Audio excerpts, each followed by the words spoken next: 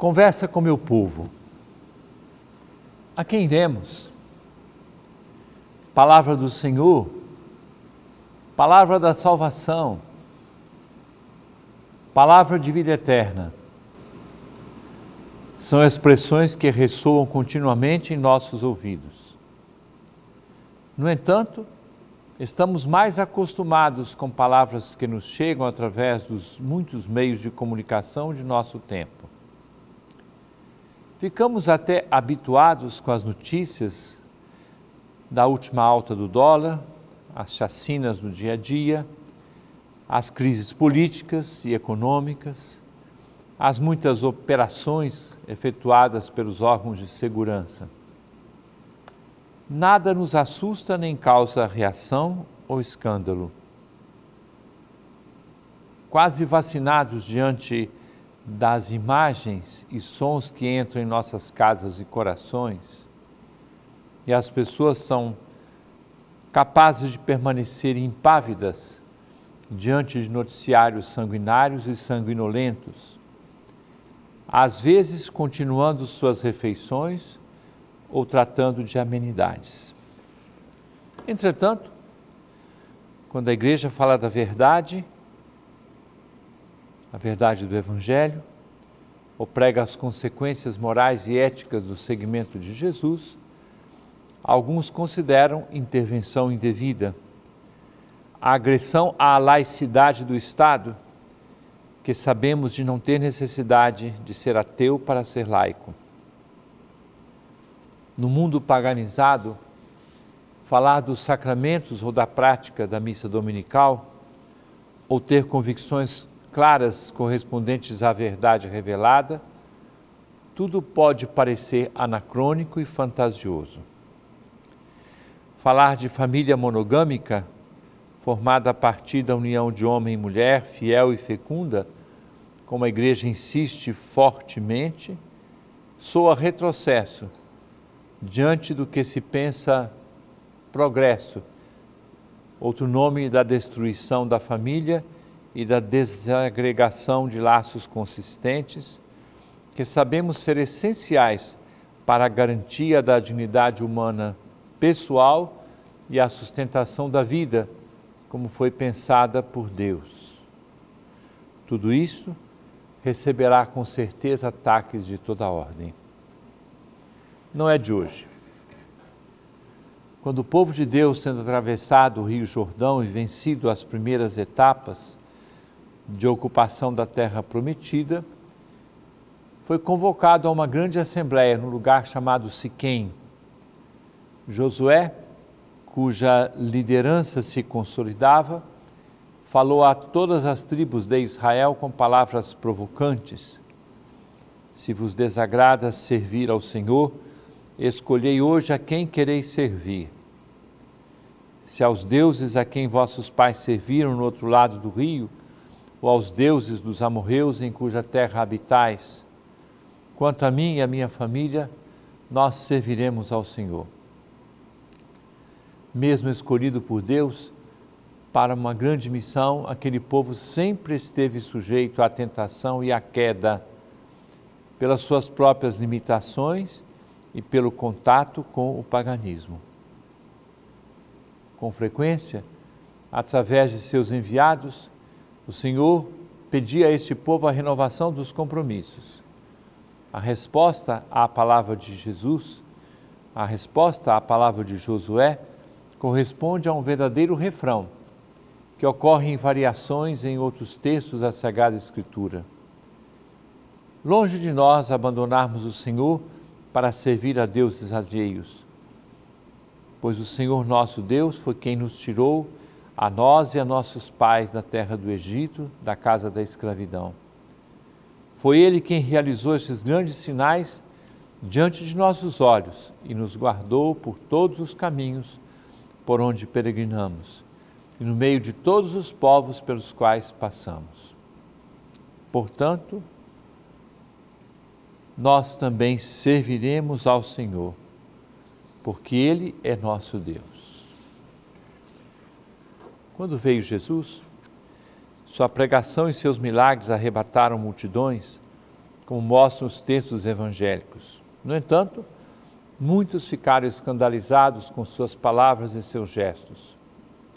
Sua presença se tornou verdadeira provocação a pessoas acomodadas que se tinham ajeitado numa prática religiosa superficial, o que lhes garantiu significativo grupo de inimigos, inclusive no meio das autoridades civis e religiosas do tempo. Aquele que é a verdade foi rejeitado por muitas pessoas, mesmo sendo essas tocadas por seu amor. Tendo chamado discípulos no meio da multidão, marcada por expectativas messiânicas, algumas vezes confusas ou limitada à formação religiosa, o Senhor Jesus sabia que seria necessário ter uma grande paciência para formá-los, trabalhando para a maturidade apostólica que só viria com a paixão, morte e ressurreição, a ascensão de Jesus e a vinda do Espírito Santo no Pentecostes. Uma das crises ocorreu após a multiplicação de pães e o discurso a respeito do pão da vida, quando Jesus pronuncia palavras cuja consequência desfrutamos e a igreja o fará até a volta do Senhor. Eu sou o pão vivo que desceu do céu. Quem come deste pão viverá eternamente. E o pão que eu darei é a minha carne entregue para a vida do mundo. Trata-se do anúncio da Eucaristia. Justamente os discípulos, estes entraram em pânico junto com outras pessoas. Esta palavra é dura, quem consegue escutá-la? Como fez Moisés com o povo de Deus no Sinai, ou Josué em Siquém, é hora da decisão. Jesus disse aos 12, vós também quereis ir embora? Simão Pedro respondeu, a quem iremos, Senhor? Tu tens palavras de vida eterna. Nós cremos firmemente e reconhecemos que Tu és o Santo de Deus. Diante das provocações do tempo em que vivemos, é possível alinhavar algumas atitudes ao mesmo tempo respeitosas e corajosas. Não nos escandalizemos com a diversidade existente em nosso mundo. Antes, na pessoa que é diferente ou pensa de modo diverso de nós, identificar os canais de diálogo fecundo, cooperando, quer dizer, trabalhando juntos pelo bem comum. Não deixar de manifestar nossas próprias convicções, ainda que soem diferentes, como nos ambientes de trabalho, tantas vezes eivados de conceitos espúrios ou meias-verdades tiradas da última mensagem recebida em redes sociais, consideradas a última palavra. Respeitar o diferente, mas dizer com simplicidade e força que a própria consciência mostra outra visão da vida e do mundo. Ora, para tanto, buscar a necessária formação nas várias possibilidades oferecidas pelas paróquias ou pastorais e movimentos eclesiais. E é na vida de comunidade, especialmente na paróquia, que se fortalecem as convicções.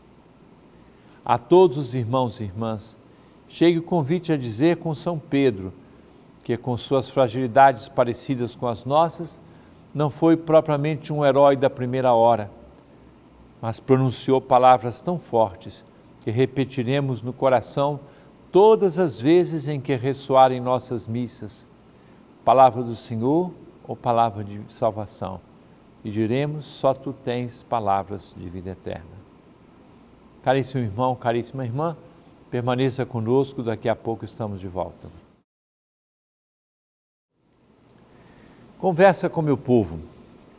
Caríssimo irmão, caríssima irmã, nós tivemos durante essa semana alguns acontecimentos importantes. Em Manaus realizou-se o 5º encontro das dioceses da Amazônia Legal. Dom Antônio e Dom Paulo foram participar dessa reunião em nome da Arquidiocese e foi muito importante e oportunamente nós passaremos para todos as consequências, as decisões deste encontro. De minha parte, eu não pude estar lá porque havia já uma convocação anterior da própria CNBB, da Comissão Episcopal de Textos Litúrgicos, e como essa depende da presença do número certo e que pede quórum para votar os textos que nós traduzimos, então eu tive que passar 3 dias em Brasília para participar desta reunião. E de Brasília eu segui a São Paulo, certamente muitos de vocês acompanharam a transmissão do Rosário junto com o Frei Gilson e outras pessoas que nós fizemos e que foi transmitido pelo Brasil inteiro. E aqui estamos, vivendo esse final de semana, e eu trago as perguntas que as pessoas nos enviaram. Luciene Farias, de Belém. Alberto, por que não podemos bater palmas na igreja? Existe na liturgia orientação sobre isso? Veja só, eu acho que a gente fica entendendo as coisas de uma forma inadequada, pelo menos. Onde é que está escrito que é proibido? Numa instrução litúrgica diz que a gente tem que ser mais sóbrio.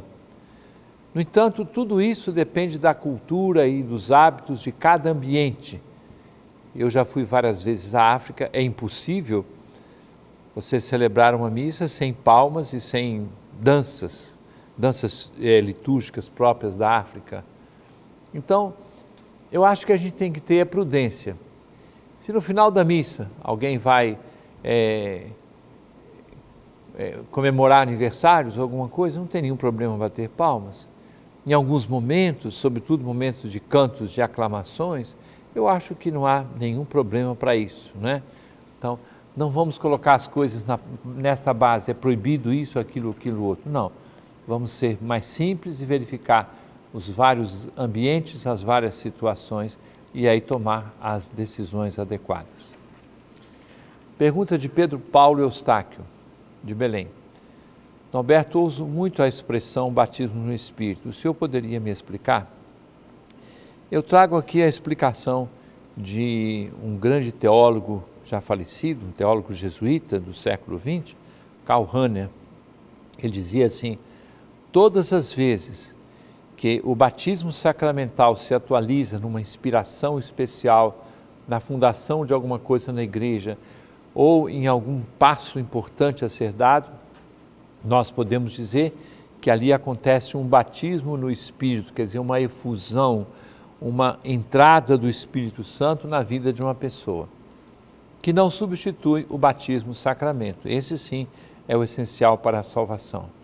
A experiência da infusão do Espírito Santo pode acontecer na vida de uma pessoa ou de outra, uma inspiração grande, a fundação de uma instituição na igreja, um passo sério a ser dado, a convocação, por exemplo, do Concílio Vaticano II feito por João XXIII, certamente correspondeu a uma grande efusão do Espírito Santo para a igreja. E assim muitas outras realidades. Luciana Gonçalves, de Belém. Por que Jesus não chamava Maria de mãe? Veja só, temos 2 situações, nas bodas de Caná e na cruz. Jesus usa a expressão mulher e os estudos bíblicos e os estudos teológicos mostram que Maria é como que aquela nova Eva, da nova criação, do novo tempo. Então, ele diz: mulher, eis o teu filho, filho, eis a tua mãe. Então, Jesus, ele usa essa expressão que tem um significado bíblico fortíssimo, né? Quando também nas bodas de Caná ele usa mulher, justamente porque ele está mostrando que ali começava a nova criação e ela é como que a nova Eva e Jesus é o novo Adão do tempo novo. É por isso que os textos bíblicos usam assim. É claro que ele deve ter chamado de mãe, né? Ima, no texto aramaico e hebraico, ele deve ter chamado centenas de vezes a sua mãe. Pergunta de Joana Selma, de Belém. A oração da paz na Santa Missa deve ser rezada somente pelo sacerdote? Sim. Como que acontece? O rito da paz, o rito da comunhão começa assim. Oração do Pai Nosso, que Jesus ensinou. Segunda oração, livrai-nos de todos os males. Aí o povo responde, vosso é o reino, o poder e a glória para sempre. Então, a paz agora para todo mundo. A paz na comunidade. O padre reza, Senhor Jesus Cristo, é a oração da paz. A paz para a igreja. A paz esteja convosco. A paz na comunidade reunida. Abraço da paz. A paz entre os irmãos, um com o outro. E aí se invoca aquele que é o que dá a paz, Cordeiro de Deus, que tira o pecado do mundo. Veja que dinâmica interessante. Nós participamos não só quando falamos, mas participamos quando escutamos, quando fazemos gestos, quando fazemos movimentações na liturgia. Tudo isso faz parte do dinamismo de uma celebração bem feita. Pergunta de Cláudia Menezes. Dom Alberto, falar em línguas é dom apenas para alguns ou todos temos esta virtude? Veja só, é bom a gente distinguir duas coisas. O que se chama oração em línguas, Santo Agostinho diz assim, quando uma pessoa volta com os feixes nas costas numa colheita, ela começa a cantarolar, não com palavras, mas com sons. Quando a grande colheita é a ação do Espírito Santo em nós, nós oramos, cantamos, rezamos, muito mais com sons do que com palavras. Isso se chama oração em línguas. Este dom Deus concede a quem Ele quer e você pode pedir esse dom. Falar em línguas diferentes é um dom especial e diferente. E São Paulo diz assim, quando isso acontece, precisa haver aquele que interpreta aquelas palavras que o Espírito Santo suscitou numa pessoa, numa língua desconhecida ou que absolutamente diferente de tudo aquilo que se costuma ouvir ou falar. Então, essa é a distinção importante para nós fazermos. Caríssimos irmãos e irmãs, desça sobre todos a bênção de Deus Todo-Poderoso, Pai, Filho e Espírito Santo, e permaneça para sempre. Amém.